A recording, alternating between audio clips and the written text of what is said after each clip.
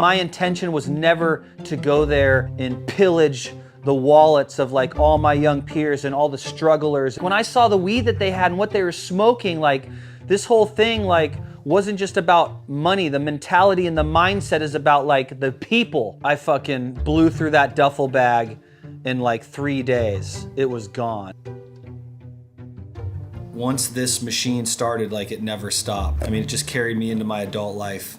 I remember getting this badass house, and it was just like a dream for us. Warren, who I brought with me from Arizona for a better life, my childhood friend Steven. Warren came to me one day and he's like, my cousin from Arizona wants to come up from Prescott where we were, and he wants to grab 6 pounds and make $600. I remember going up to the coast and finding the work that we needed through a family friend, securing them, bringing them back to my house. To me, like it just seemed like I was gonna make this money and pay this person, and you know, it is what it is. I didn't think anything of it. They ended up showing up at like 2 a.m. or something. Here's my house. Here's where it happened. This fucking dude was parked just like this. Right here. Right fucking here. I vividly remember my feeling in my stomach, and I remember opening the front door. The figure of this person I'd never met was standing there, this white kid. He had NorCal tattoos like on the forearms, and I had that container of weed and, you know, like in my hands, this little thing, and he's like, hey, we got your money out here in the car. I remember going out there and he directed me to the passenger side of the vehicle. He's like, hey, you can throw this container in the back of the car. We got your money in the front. I looked down there and there's a money bag, you know, from the bank with the zipper, and I unzipped it and I looked in and there was all this white paper that was cut to the size of money. And I remember like looking at that and just thinking like, oh fuck, this shit's about to get real and real fast. And I just so happened to look up, the dude's got a fucking gun in my face. I'm kind of in shock from just seeing the fake money to seeing this to all this shit happening. And he was telling me to get out of the car, and I said, I'm not getting out of the fucking car. Like, I'm not leaving here without my weed. Like, this isn't happening.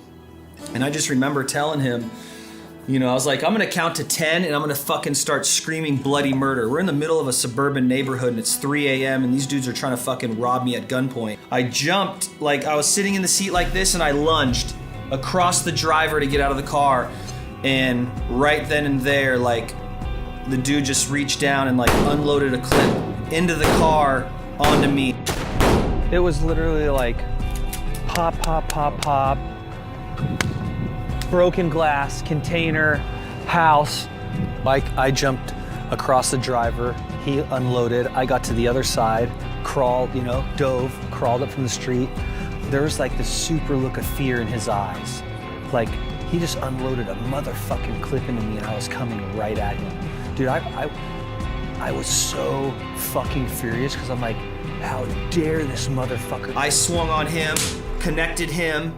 He went down, grabbed my bin, and as I'm trying to make it back to my fucking house, that's when I'm starting to like have some issues with my stability and being able to stand on my legs and just like literally kind of just falling over the concrete.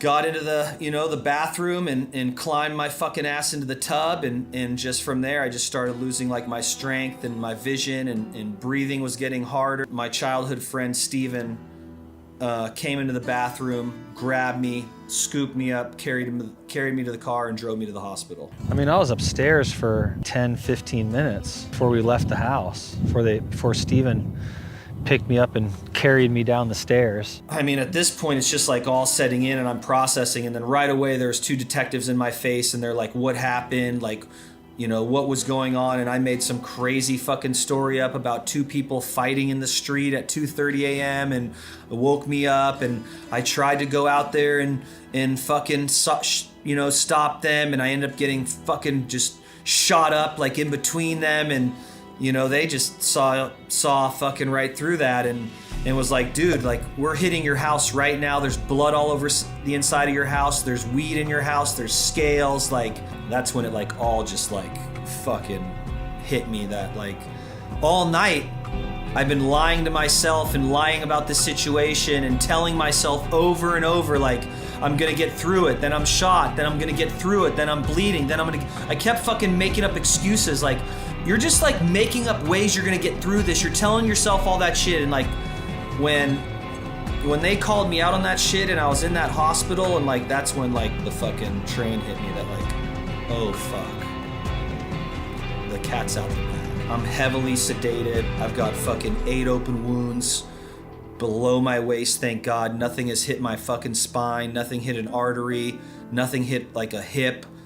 You know, like I've been hit all these times, but through x-rays and shit, they're like, dude, you're very lucky. The leg's shattered, but there hasn't been like any devastating destruction done internally that we can see. I remember seeing my parents.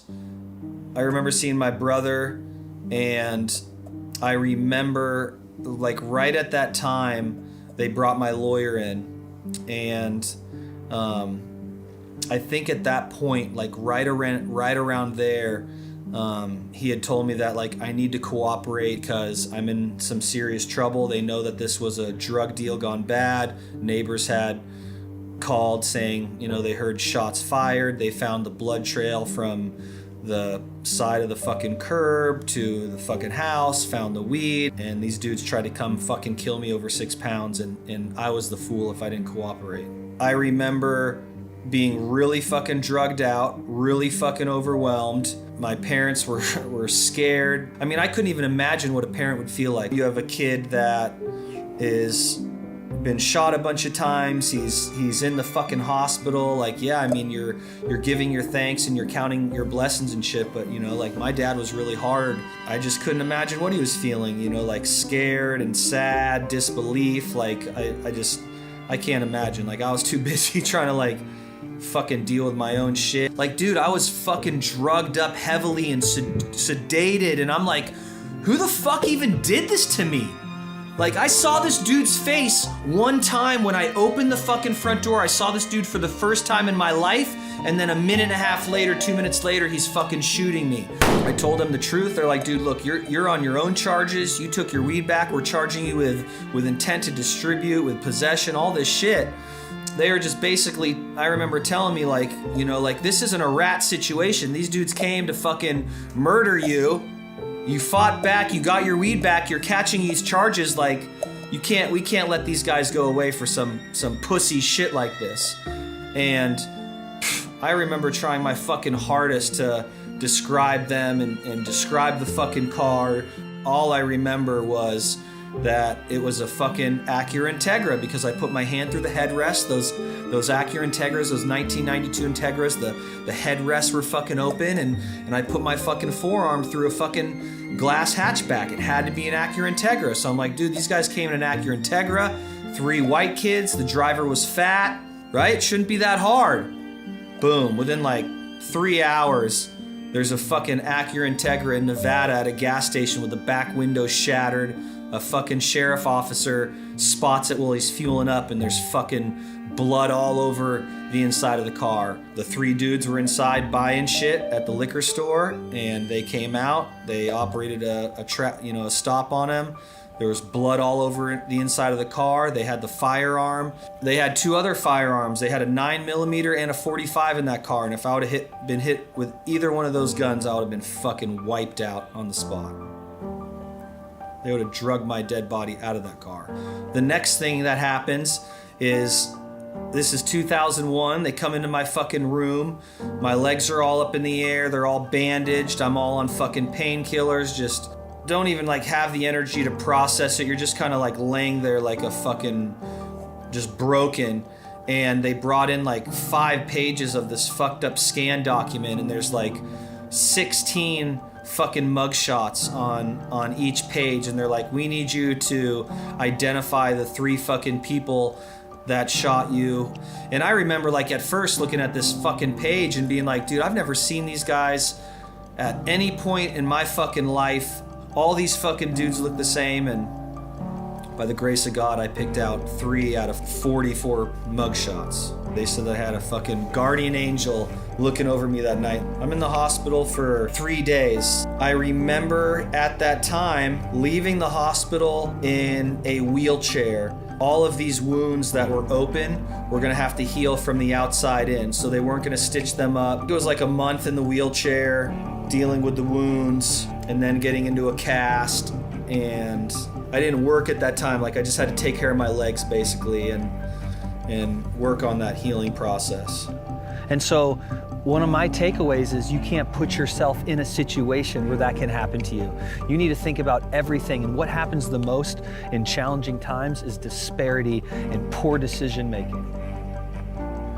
You need to burn your fucking weed before you start doing shady things and meeting shady fucking people.